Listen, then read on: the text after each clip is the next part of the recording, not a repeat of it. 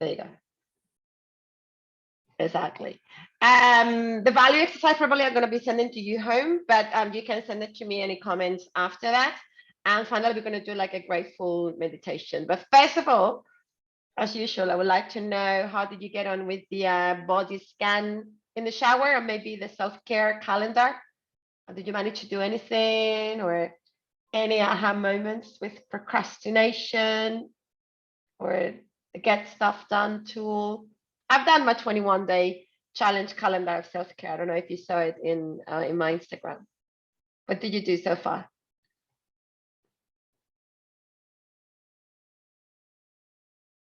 No one has done anything?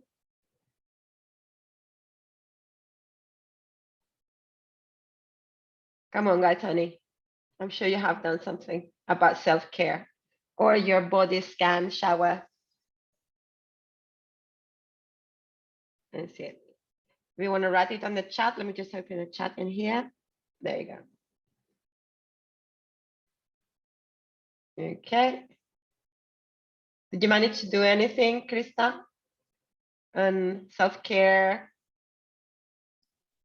I have to be honest with you, I've been tremendously busy and I haven't even seen the replay. So that's why I'm so quiet.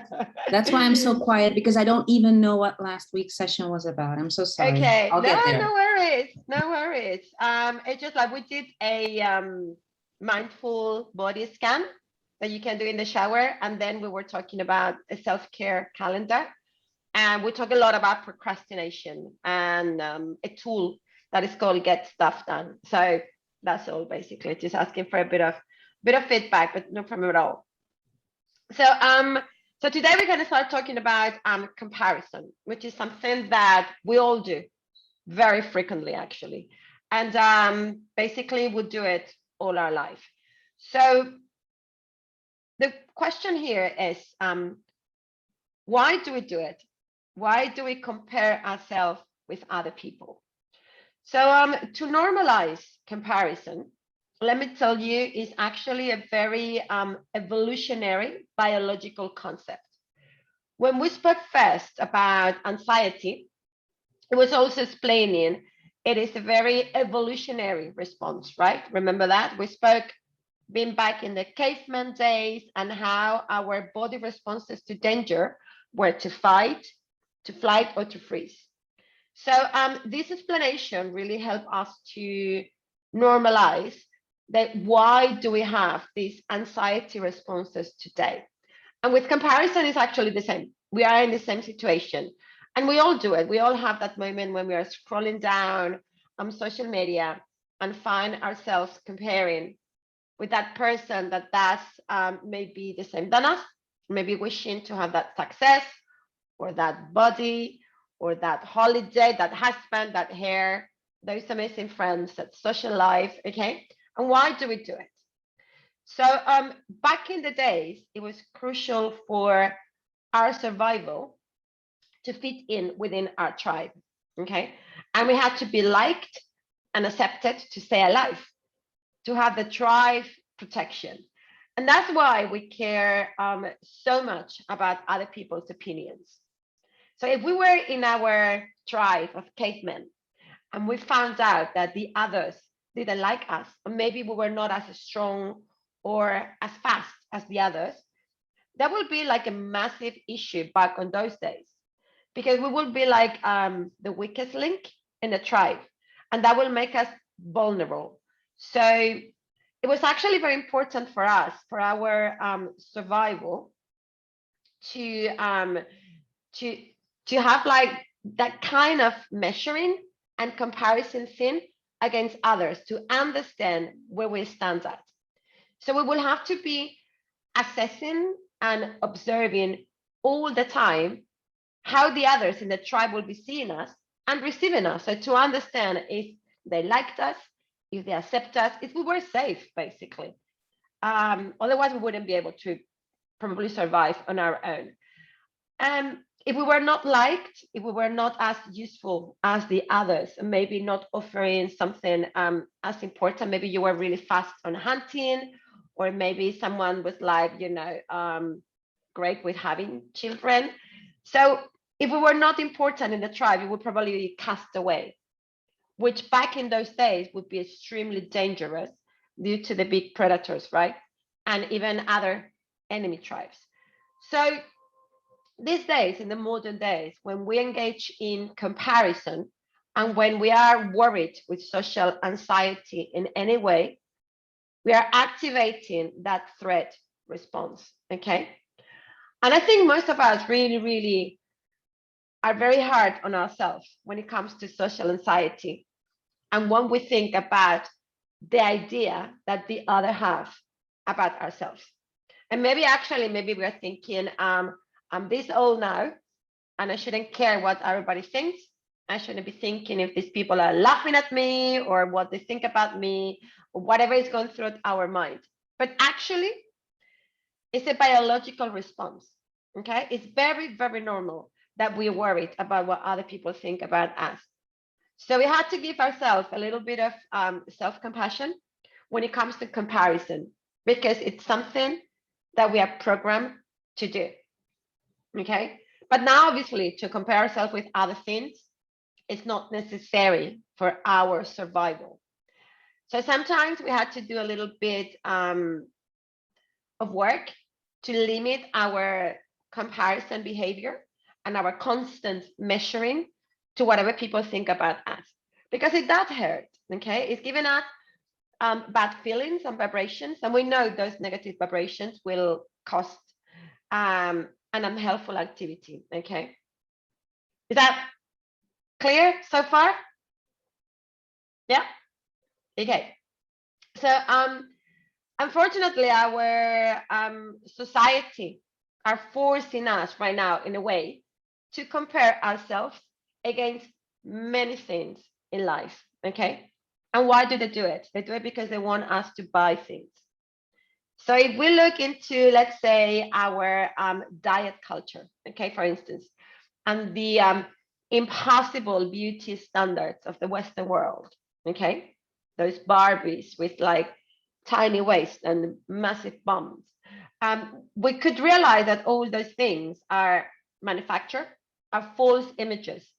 And those comparison benchmarks, they force us into buy some kind of miracle product to achieve that false image. Okay, so they know they can do it because they know about our human primitive instinct of comparison, the need for survival, comparing ourselves, be liked by others, and that kind of making money on something that we all do as part of our human nature.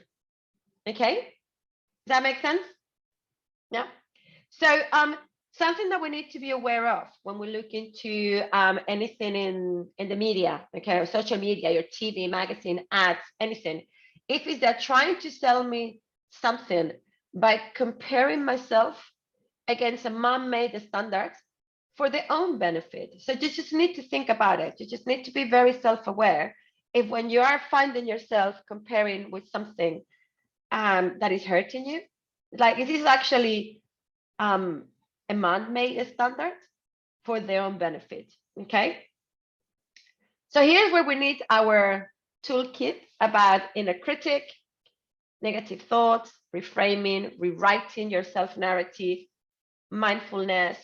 So a tool like accepting our body with gratefulness, like the body scan that we learned last week, as opposed to comparing them to these impossible standards. That is not even true. Okay, we need all this toolkit that we've been gathering for the last 6 weeks to actually fight against these negative vibrations.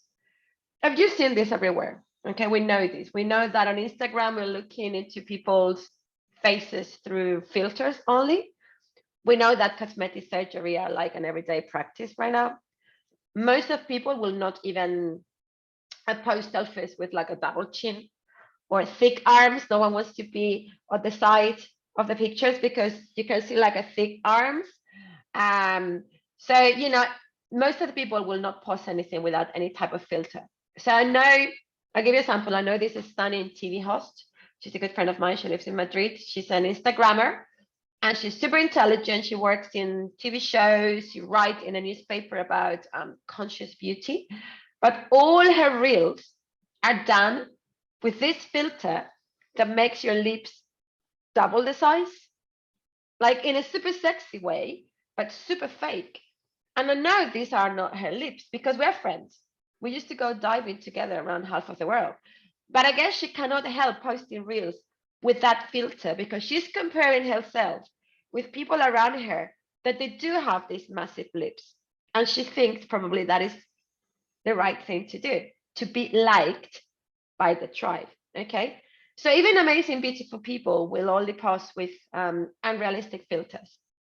We only see people's best sides, and everything is through a filter. And I hope that helps you to doubt most crap that you see in media. Okay.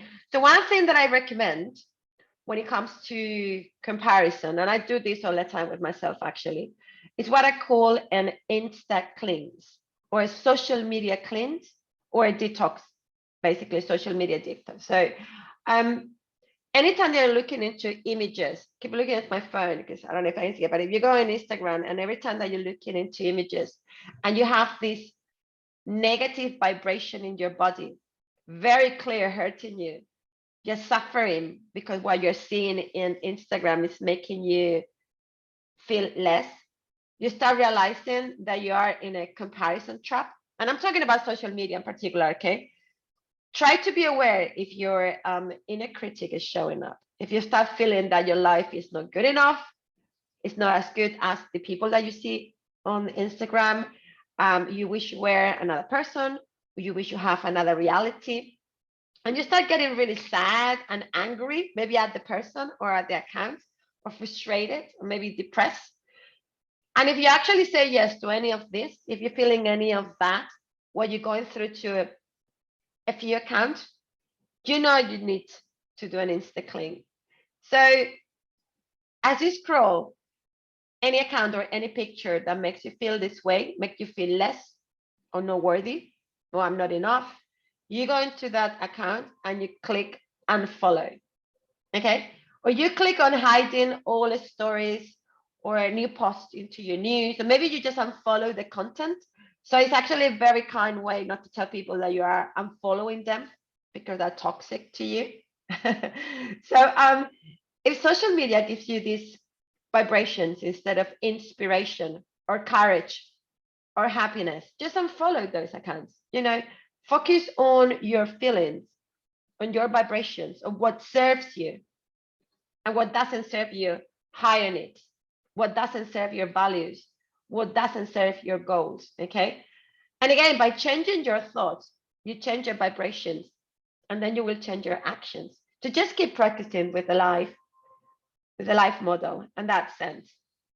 Is that so far okay? Any comments? Anything that you just realized here with comparison? Yeah, Cristina? Yes, I would like to share a story with you because that's something that I can totally relate, but in quite a different context. Because normally I don't have negative feelings when I look at all these beautiful young yoginis doing impossible asanas. I look at them and I say, wow, they look beautiful, but it doesn't make me feel bad. Okay, that's good. There is another issue that makes me feel bad. And it's when I see my friends, my close friends on Instagram, when they post about events that they organize, and I always feel excluded and I cannot follow them. And there's my inner critic always rising up saying, you're not enough to be involved. So that's my social media reality. That's anxiety been to me a lot, and I cannot unfollow them. Yeah. So yeah, that's the part where I need to work my inner critic. To work on that. I mean, basically on that side, which is actually something that is very normal as well, you could, I mean, to start with, I would recommend to do a couple of things there. So one of them is to write, to be very talk about with yourself with self-compassion and trying to understand what's really going on,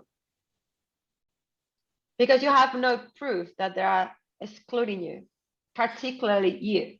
Do you know what I mean? It's your inner critic trying to make you feel bad about that situation. There's many things that you could do. You can actually ask, right?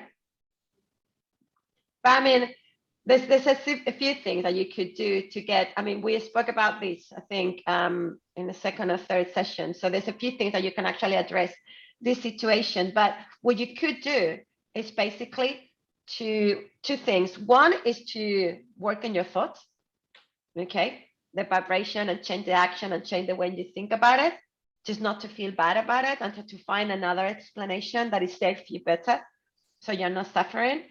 And the other one is basically unfollow the content. You don't stop following them.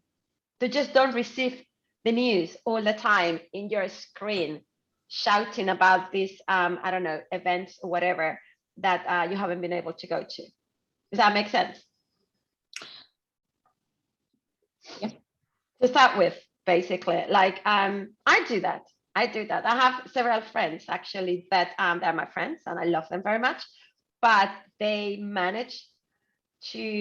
manage. I get pissed off basically about a few things in their life for whatever reason. Because I haven't been able to figure out how to manage that anger in myself, I just unfollow their content. So I'm still friends. If I want to go back and see what they're doing, I can actually go and look in. But I don't see the news or the stories or anything they do in my grid, because it doesn't show up, because I decided to hide it so I don't get anxious about it. Does that help? Oh, yeah. To start with. Can I say something to Christina, because I've been through that? Yes, please. It happened to me a lot. No, but I had the courage just to ask, hey, why are you not inviting me? Mm-hmm. And it happened to come out that they weren't inviting me for two reasons. So there are two groups. One, they thought I was not interested in going. Mm-hmm. And the other one, you would be surprised to ask, they, at the end, just digging and digging and digging, they thought that it wasn't about my level. So like, they thought I didn't want to go. It was like something I didn't want to go to because it was like low level or something I didn't care about, or they were not enough for me. It's surprising because I've been thinking about that so much and thinking the other way, that I wasn't too much, so the level they wanted, the people. And at the end, it comes out that they thought that it was such a low level that they didn't invite me. It's scary because you don't know what is going on in people's minds. So I came out to ask. Yeah. You need your time, because you need your time. It's not that you call and say, hey, Christina, why didn't you invite me to your aperitivo? No, it's not like that. But as soon as you have the time to ask, you end up getting to a point where they thought you didn't want to go. And the reasons are two, and not the ones that you're thinking about. It's incredible. I've been through that. I know. I go out. It absolutely rings a bell. And I've been there. Actually, I remember that there were like severe cases where I did ask. It was like a huge family vacation, and the only ones not involved were us, my husband and me. And they said, response was, we thought that you didn't want to come because you have 3 kids. And I was like, okay, thank you for asking. I would have decided if I... So yeah, I can totally relate to that, because I've been there. The thing is that it keeps happening and keeps happening, and I cannot keep asking. It hurts. The way I went out of that, because it was a pain for me, and sometimes it's still a pain, it's that I understand that there's a lack of communication, and so maybe they have drawn a fake pattern of Teresa. So what they see is not what I am, and this is why they don't call me. Okay, they think like, no, she doesn't want to come because she doesn't like to eat that, for example, no, or going on a vacation. But the point is that there's a lack of communication, and looking inside of me, it's a lack of showing how Teresa really is, which is something I have to really work on, because I have a really big mask and I have a wall because I need to be protected from the others, but it has been built so high and so strong that people don't know what's on the other side. So this is what you have to work on, I think. Well, I know I have to work on this. I'm not really able to do it, so it's just a theory and nothing more, but this is what I think. It's that people don't know me. That's why they don't ask me. Okay. Remember, we don't read minds, and people don't read our minds either. So there is a lot of unhelpful thinking styles when it comes to these kind of social anxieties. And the best thing is just to be assertive. I mean, we'll talk about it in a minute, but I mean, it's just, to use your assertiveness. And if it doesn't work like that, or you're prepared to work on just work on your own thoughts. Okay, maybe the way that you're thinking is hurting you. Maybe you find a way, I'm sure with the life model you will, but maybe you find a way to stop hurting, to stop causing you anxiety. To do that, and little by little things will fall into places. It's just the way it is. Okay. Hope that helps.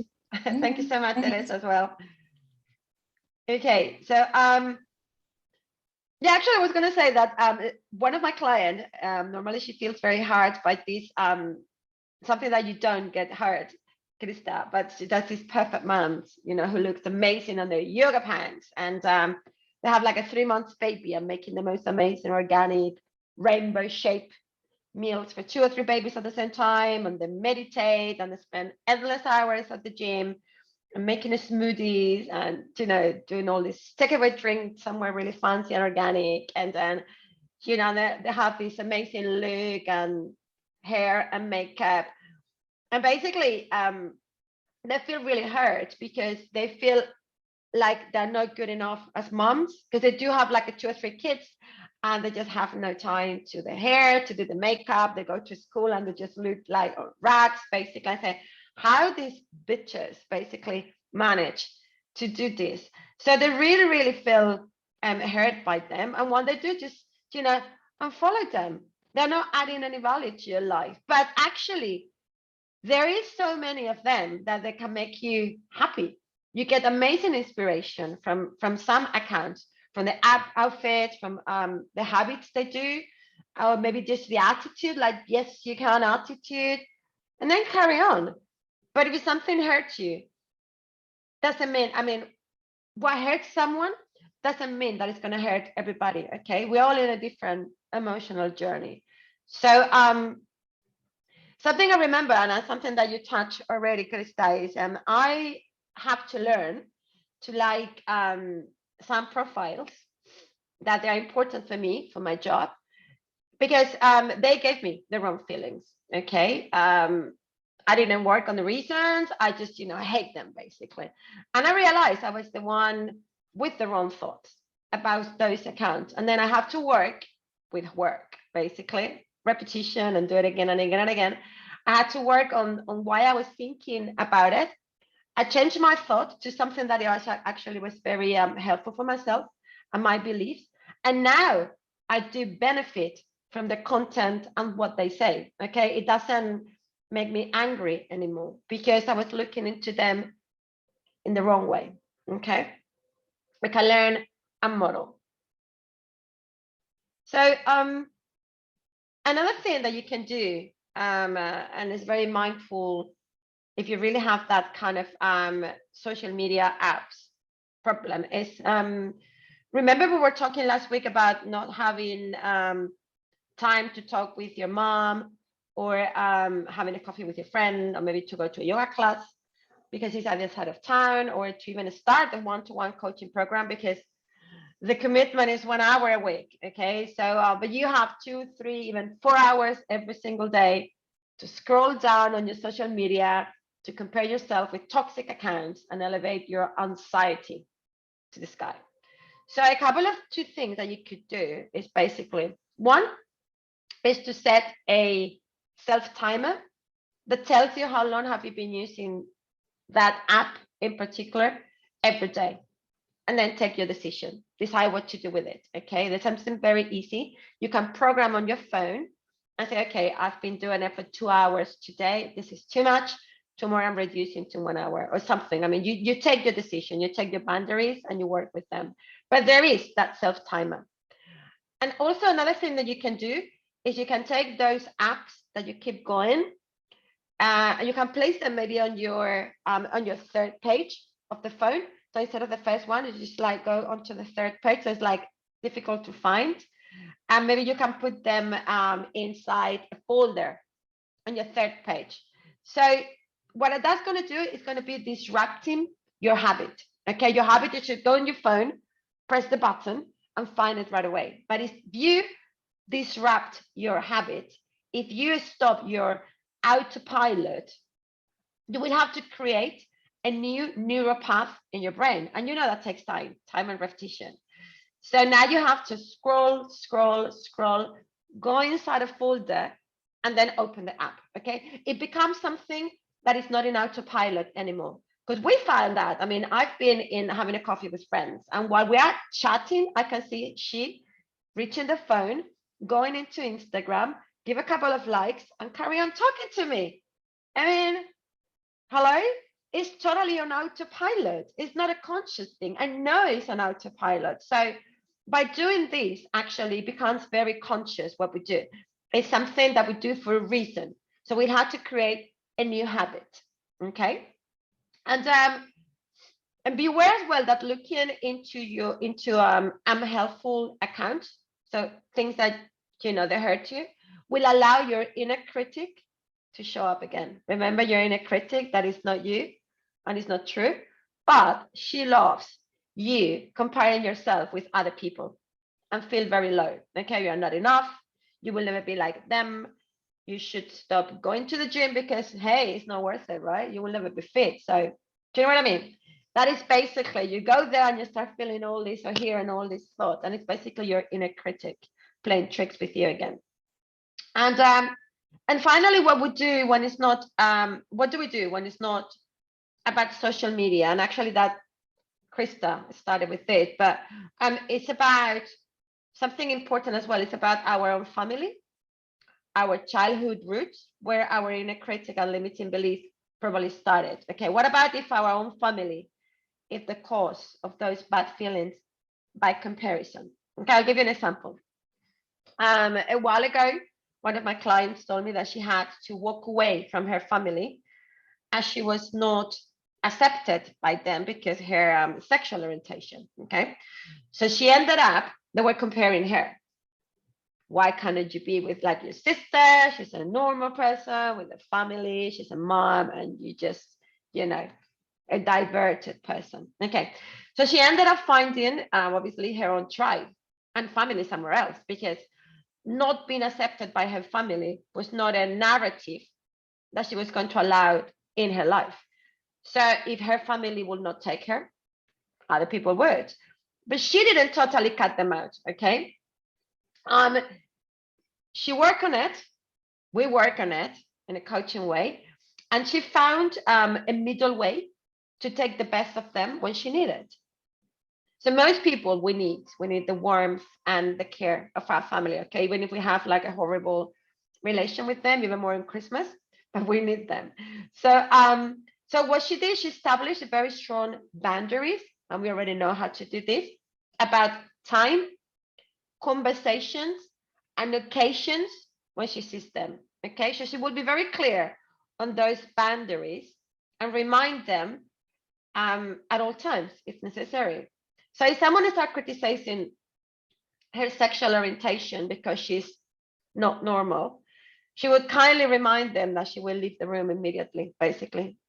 if she doesn't stop that conversation right away. So remember when we were talking about thinking styles, about black and white? So we decided that black and white is not good, and we're not thinking that way anymore. We're learning to be flexible in our thinking, okay?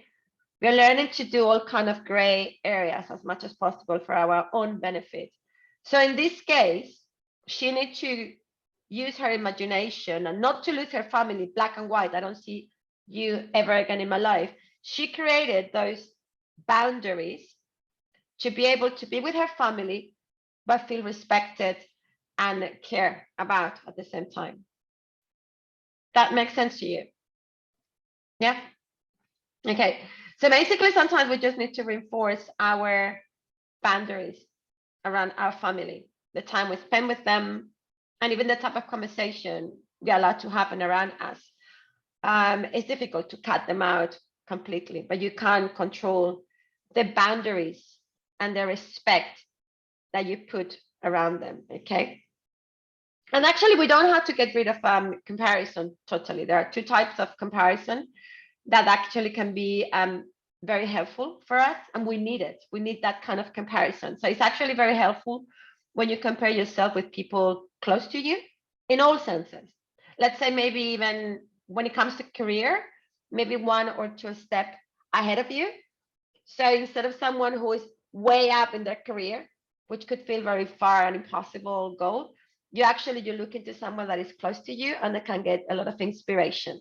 So if you compare yourself with someone close to your reality, not even career, like in anything in your life, that person that is still working their way in life, it could be very inspiring. It could be a great influence for you. So you can look into what they have done and what can you actually do, okay? And also, it's very useful to compare yourself with you from the past, okay?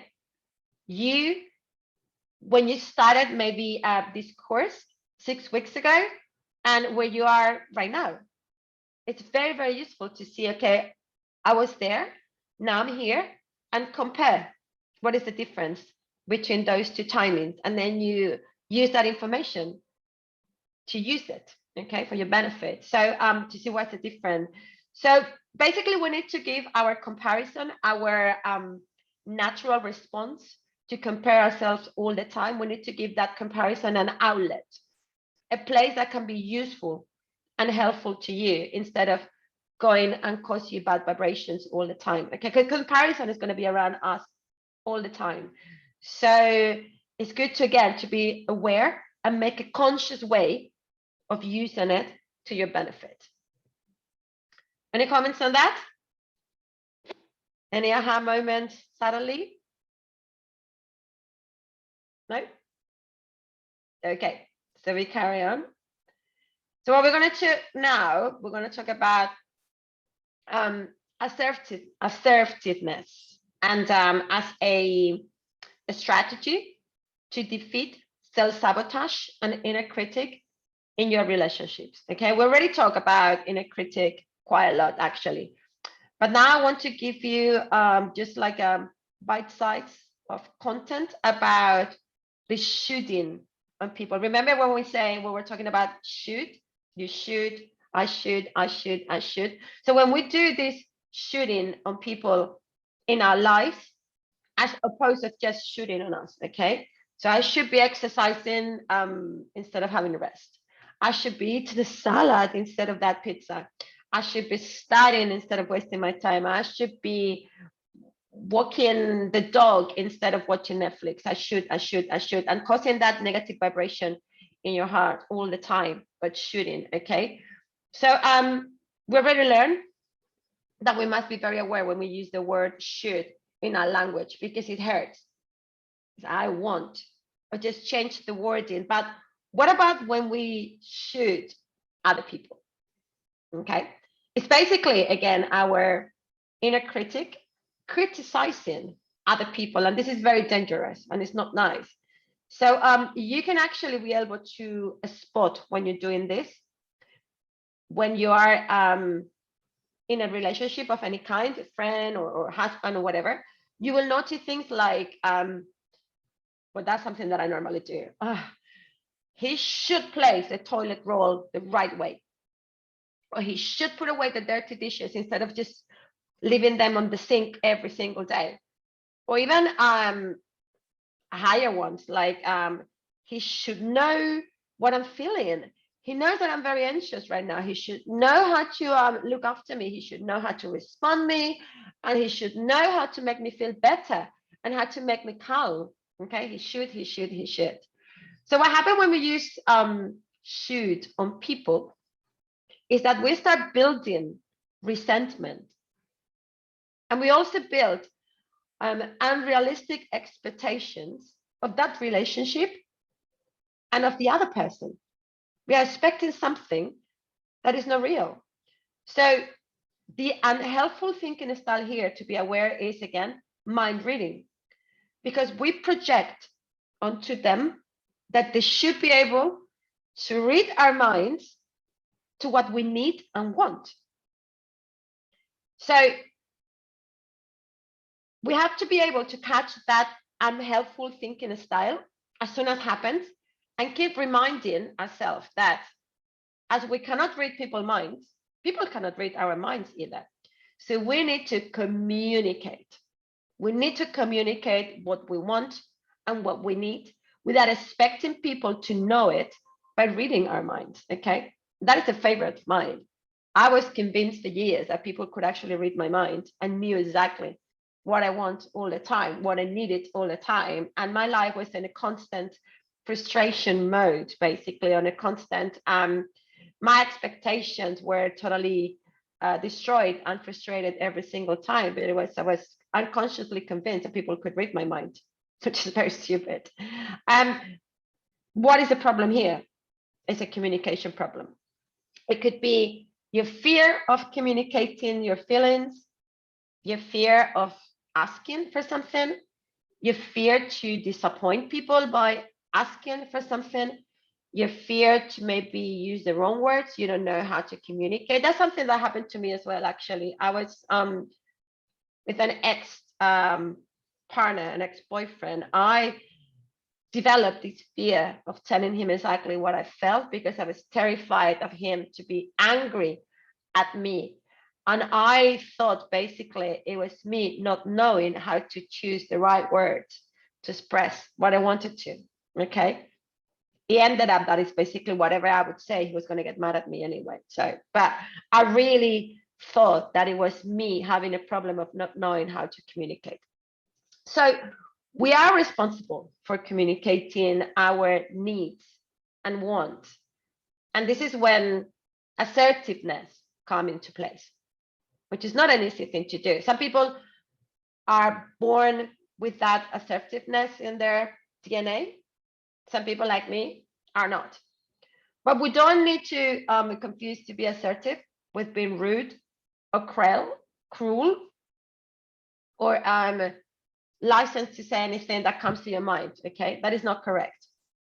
We must find a balance in our communication style in using the right way to express our needs and want without conflict, but without begging and without apologizing, okay? We just need to find that way with no conflict, no begging, no apologizing, just by being assertive, okay?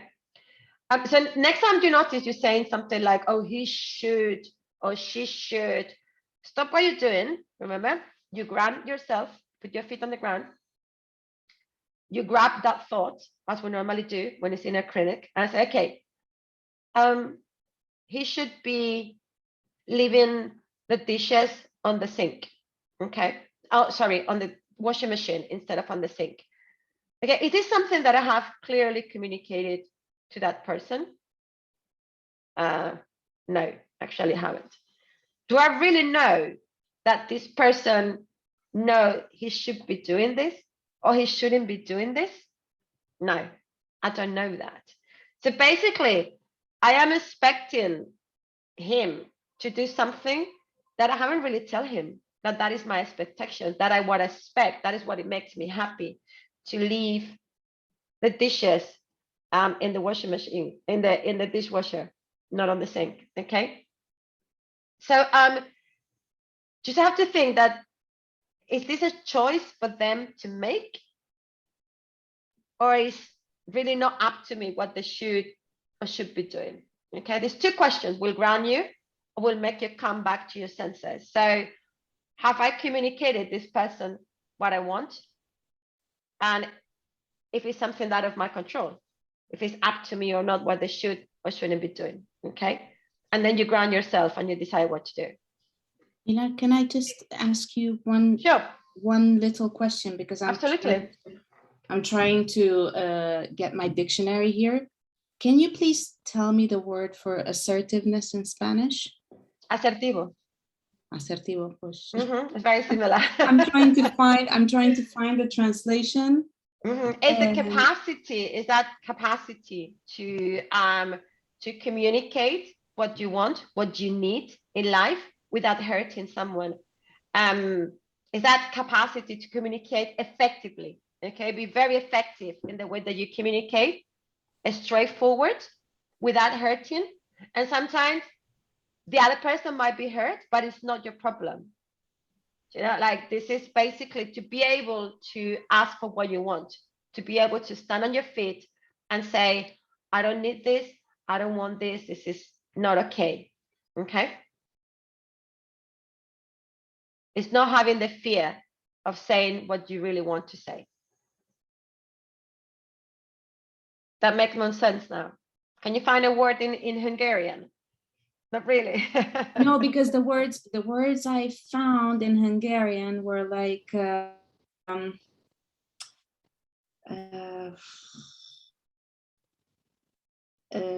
it would be like something that wouldn't take no for an answer. Okay. It's something like very harsh. Like very.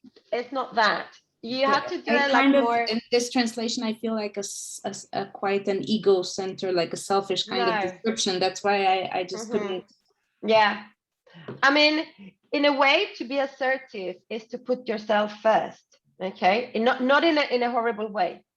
It's basically in a way that you need to communicate what you're feeling, because you need to be. You need to feel okay to make the other people around you to feel okay. Okay, that this is just like a self-care thing again. So you need to say, imagine you go to one of these restaurants with your friends and everybody wants, I don't know, barbecue, and you really don't want barbecue, but it's a better price deal, whatever. Like if it's like 5 of you go for a barbecue, and then you feel like, shit, I don't really want to do barbecue. I want to do like a plate of, I don't know, veggie burger or something like that, and you're at the odd person. So if you say no, you sort of like you're unbalance their decision, and just like, oh, I don't want to do it. So being assertive is actually speak up and say, listen, guys, you know, I appreciate it, but I know this is going to, you know, destroy the menu or whatever, but I really don't want a barbecue. I don't feel like a barbecue. I really want a veggie burger. So it's basically to be able to communicate your needs in a clear way and in a non-aggressive way that people understand. And sometimes actually it's very good to be out of your comfort zone and start doing it, because you will be very surprised of how people will answer to that, because you'll be amazed that they are not going to be aggressive and they're going to be accepting, because they are there to tell you exactly what they want as well. Okay, so most of the time I think you'll be pleasantly happy to see that by saying what you want to say, even if you fear it, it's going to be a good experience. Okay. And then obviously with practice, you will find the right words and the right way to say it to different people. And you're going to find people that are not used to, for you to actually start talking to them like that. Okay. But that's the way. Can I add something there? Yeah, Elena, please. I think it was about 30 years ago, I was on a course and we were all training to be psychotherapists. And we were very excited. We had a visiting lecture for assertiveness and we were all ready to get powerful. And she bombed it. None of us liked it, because all she said was, you love yourself. And she just said, it's that simple. And at that time, I thought being assertive was getting my own way, whatever it took. And I thought being assertive was not being walked on by other people. Now I can see it didn't help me get what I wanted at all, because I didn't know what I wanted. I just wanted to be right, or I wanted to be powerful, I suppose.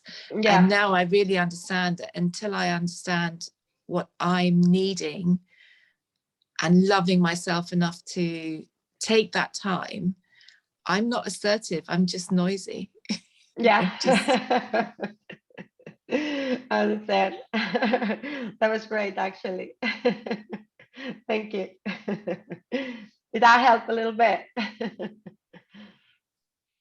Good. Okay. So yeah, and actually the second part of this talk about being assertive is when we do a scorekeeping. I don't know if that rings a bell to you. We're just going to 1 second into here. Okay. So we have to be very, very mindful in the scorekeeping in these relations as well. So when I say scorekeeping, I mean something like okay, I have done the washing up 8 times in a row now. Or this is the 3rd time I'm not doing my yoga class because I had to look after the kids, and then you just go and do your own thing. But this is the 5th time that I'm the one apologizing first. Why do I have to always be the first one? Okay, so that resonates. That is what I mean about a scorekeeping.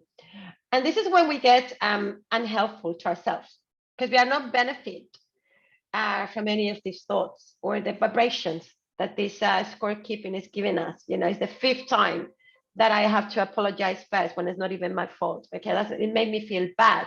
We're trying to win something here. We're trying to be the one with the right, but we're gaining nothing. We're just building up resentment by keeping an unhelpful score against the other person instead of just using assertiveness and effective communication. Because actually, probably they don't know that we are keeping a score. You know, who's counting? Well, I'm counting, okay? But the other one doesn't even know that I'm counting. So we need to communicate our needs and wants in those relationships before we start building resentment against that person, because it's very harmful. This is very harmful to hate a person based in our inner critic, okay, in our wrong way to manage our communication. Is harmful and it's just not helpful. Okay, so this is all about the shooting in other people and the scorekeeping. Any comments on that? Shootings or scorekeeping? Do you do that? Am I allowed to just to joke a little bit about this? Please. As a mother of 3, I think on a daily basis, it leaves my lips saying, "This is the 5th time I'm asking." Well, at least you're telling them. Should I stop keeping score, or what is the assertive way to communicate with my kids? Because no, they don't seem to connect with what I say. That's different. I think that's different.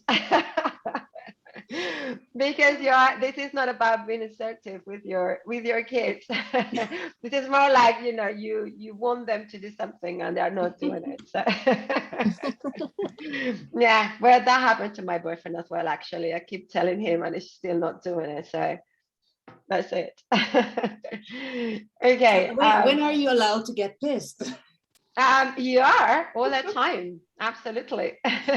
It's just a question of saying when is helping you and when is not helping you, or your communication style with your loved ones, which is normally it's not about the kids. It's more like your adult relationships. Okay, it's just about resentful, because you don't grow up resentfulness in your kids just by telling them it's the 5th time I'm asking you to pick up your toys. You know, you don't.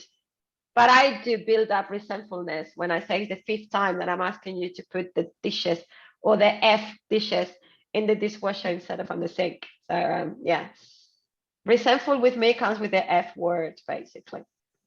So this is not easy as it sounds, obviously. I'm sure we all have people that we can be very assertive with, and some people that we can't.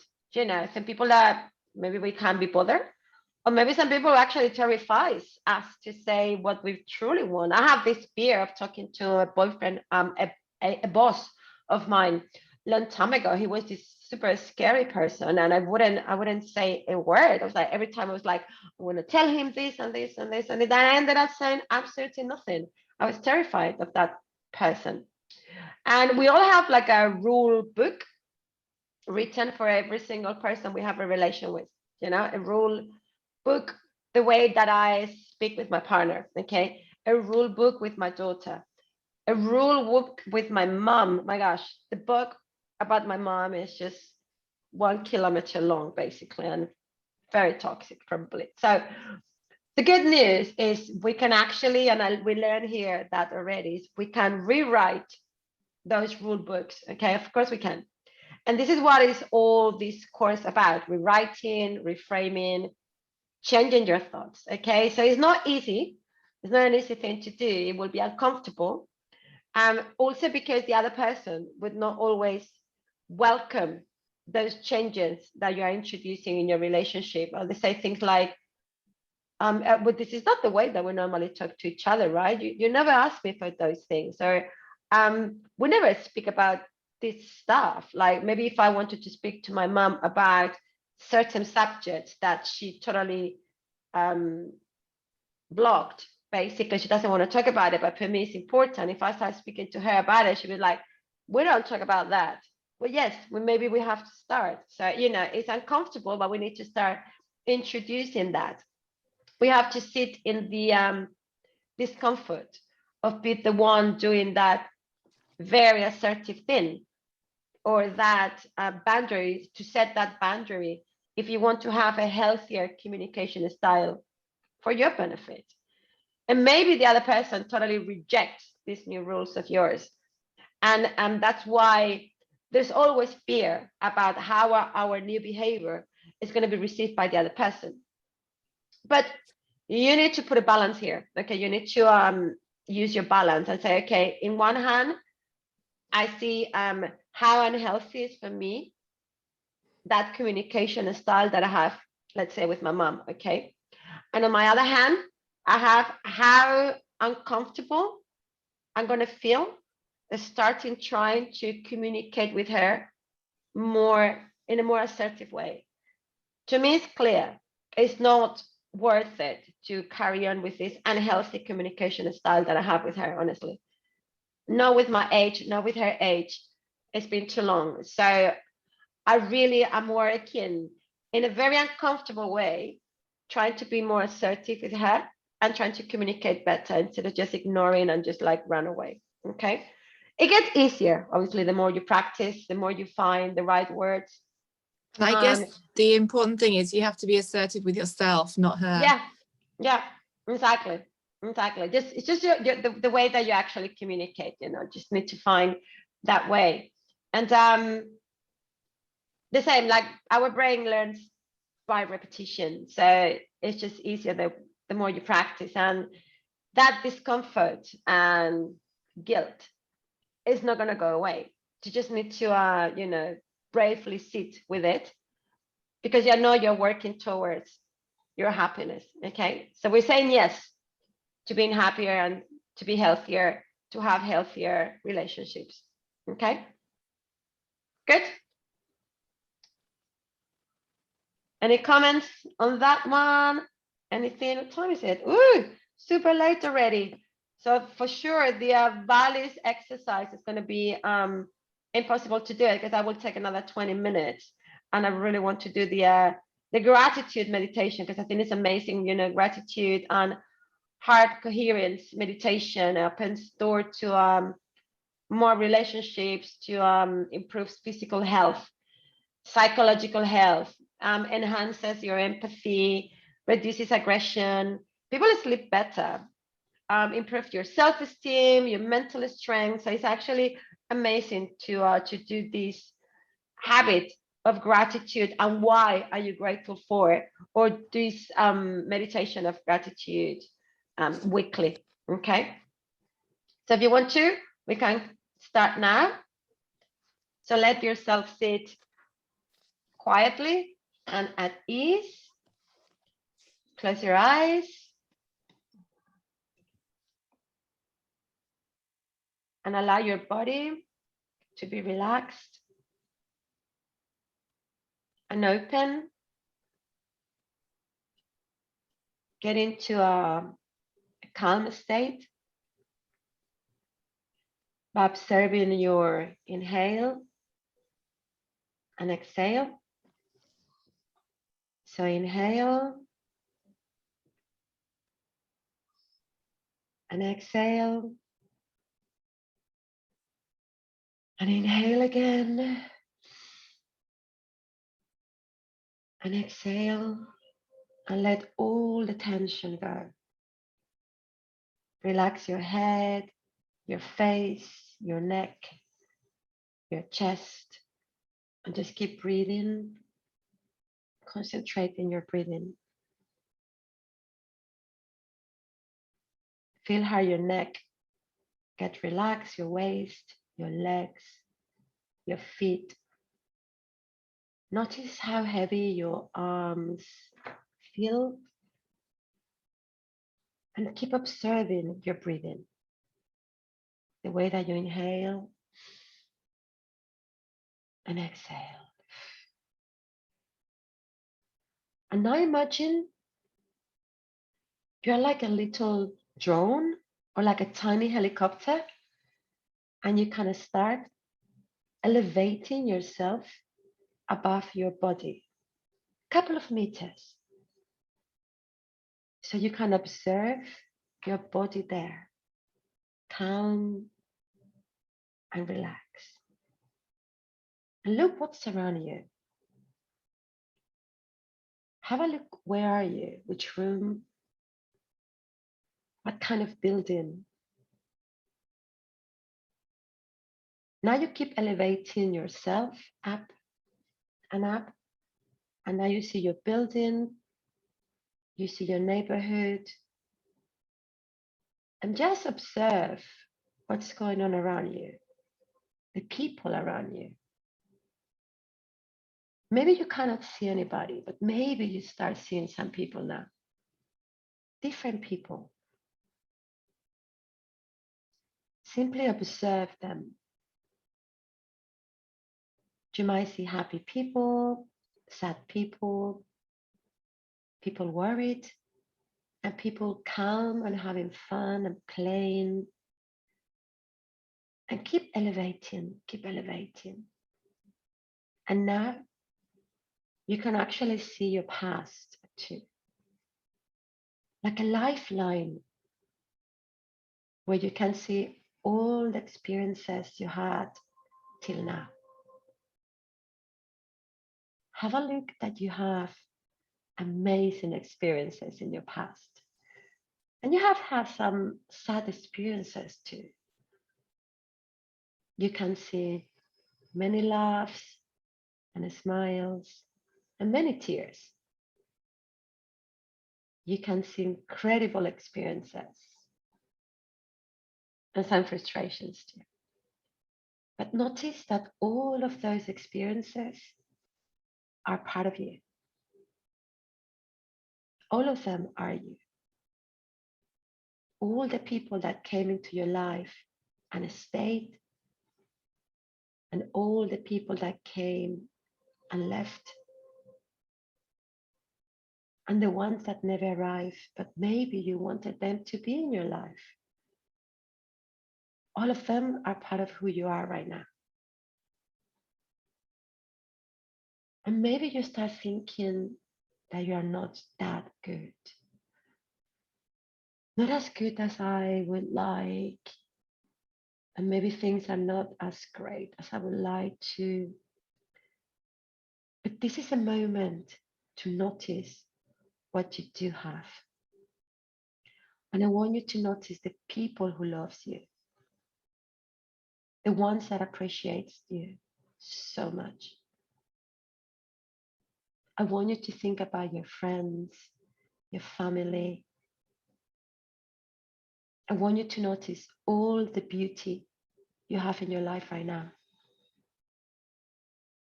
I want you to realize that you have running water and electricity and commodities that other people do not have. You live in a place of freedom. And some people right now live in refugee camps. You open a tap and there's clean water. Some people have to walk for hours to drink clean water. And I want you to focus on the truly important things in life. If you open your fridge, you will find food. Maybe not everything you want, but something at least. While other people need to queue for hours to get some food. You have a phone, a computer, you have clothes, and above all, you have a future. An amazing future ahead of you. And I want you to focus on what you have now, what you actually have. I want you to notice that there are places in the world surrounded by war, places where there are mines buried in the ground, in places where people should be growing food.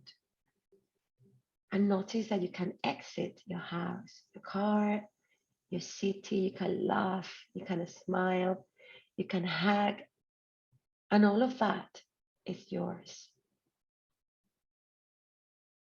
And while you keep observing all these amazing things that surrounds you,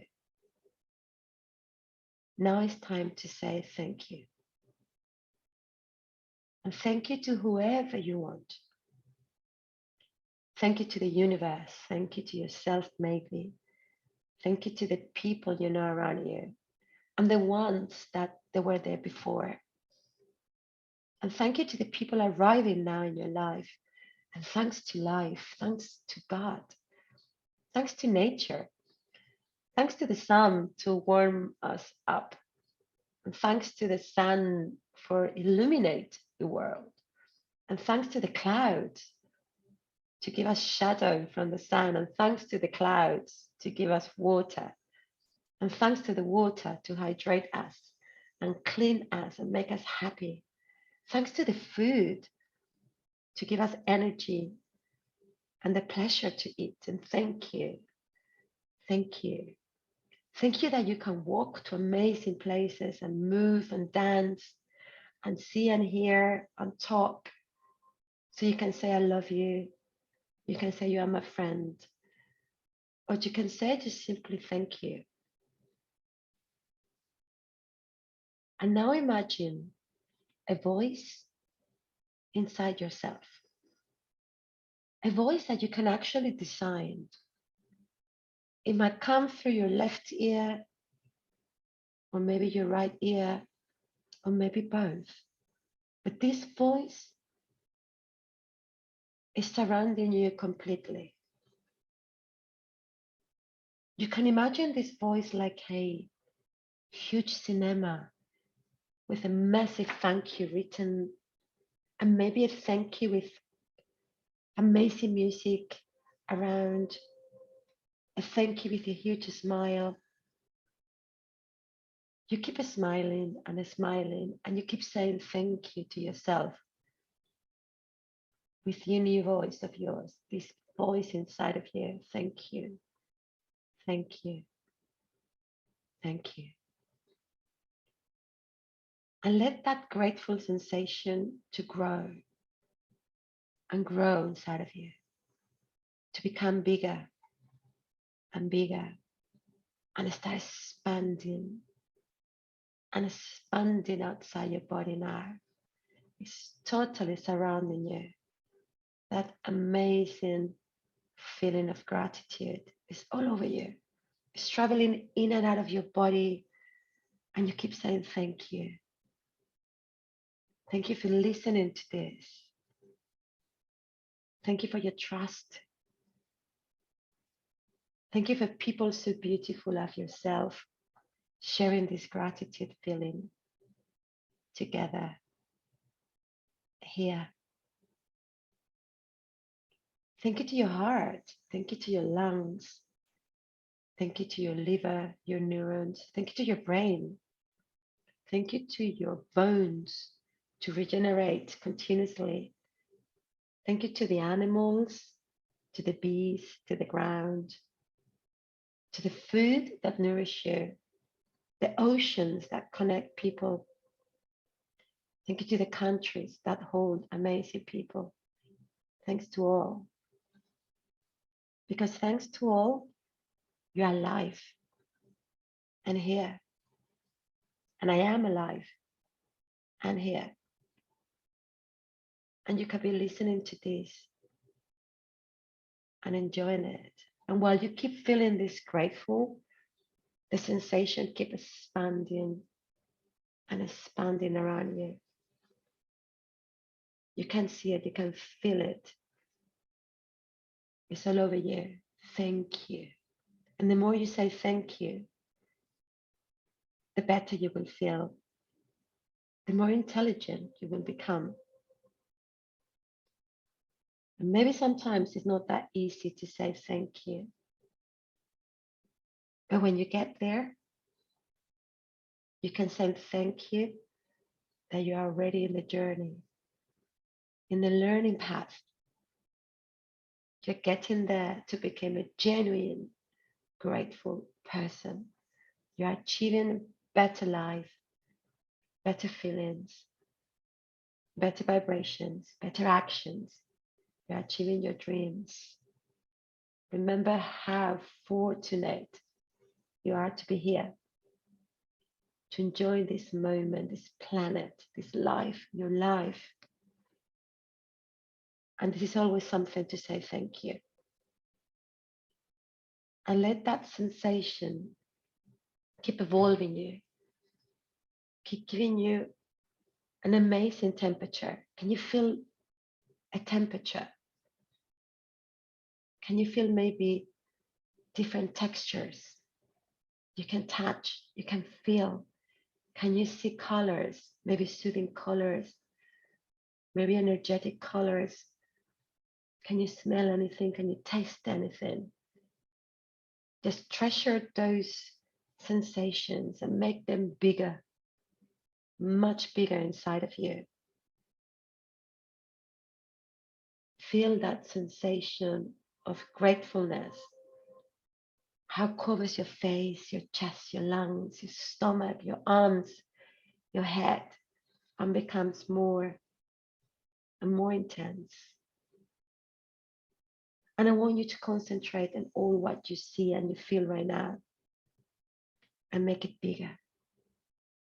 Bigger colors, bigger lights, stronger sounds.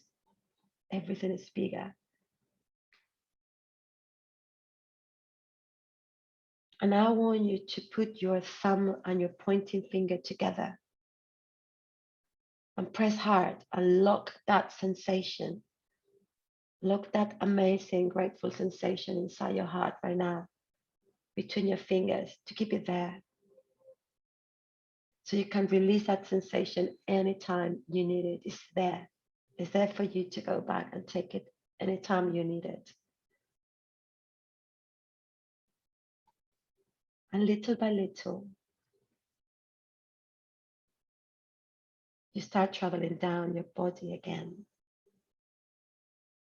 But you are taking with you all those amazing feelings of gratitude and happiness and all the learnings you have had in the process. And as you keep breathing, you keep concentrating on your breathing, you are able to make that sensation bigger and lasting forever with you. And I'm counting to 3 for you to come back to here now. 1, 2, 3. And whenever you're ready, you can open your eyes. And thank you very much for being here today.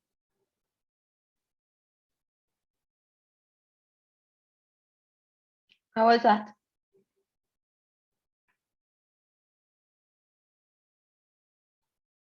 Was it good? Yeah. I have some tears in my eyes. I think it's a beautiful meditation. Obviously, it's a way as well for me to say thank you very much for your companionship for the last 6 weeks. It's been absolutely amazing, and I really hope it's been good for you too. Thank you so much, Pilar. These sessions have been amazingly helpful, very practical. Personally, I've learned a lot. So really, thank you, thank you, and thank you. Thanks to you. Awesome. Thanks to you very much. Okay. It's been a great 6 weeks. I'm going to miss our sessions. Me too. Me too. Very much. And I did say at the beginning that I did do the homework and booked in personal time, and it was transformational. That's fantastic. That is so good to hear. That's so good to hear. I'm going to be sending you a survey actually to really to learn about the experience for myself, to see what worked, what didn't work, what do you like the most, etc., etc. It's just like feedback basically for me to understand how to make it better and better and more useful for you guys. I will be sending you as well about some information about how to carry on working with me for sure. But I mean, you know how to reach me, you know all my details, and you come back to this replay anyway anytime you like. I don't want to put it down. I wish the sound was better actually, so if I can actually find a way to have a better sound, I might just record them then again, but you can have access to these 6 sessions anytime you like. So that's going to be for you forever, so you can go back anytime. Okay, so that's it. I won't take any more time of you. It's been amazing, and keep in touch. Keep in touch, please. Okay. Thank you for so much. Thank you so much. See you around, guys. Bye. Bye, Bye guys. now. Bye, everybody. Thanks.